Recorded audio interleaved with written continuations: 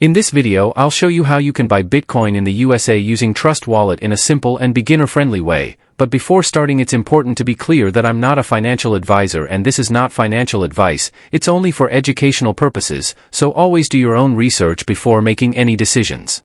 To begin, you need to download and set up the official Trust Wallet app, create a new wallet, and securely save your 12-word recovery phrase offline while enabling a passcode or biometric security.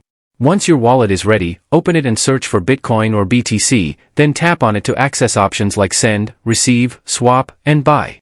When you choose the buy option, Trust Wallet usually connects US users to regulated third-party providers such as MoonPay, Ramp, or Transact, depending on availability and state regulations.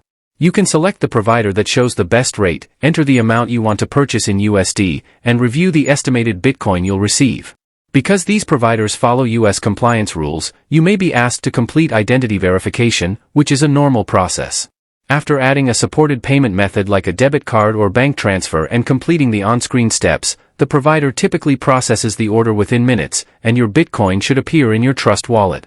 Keep in mind fees, processing times, and availability can vary by state and provider, and always protect your recovery phrase.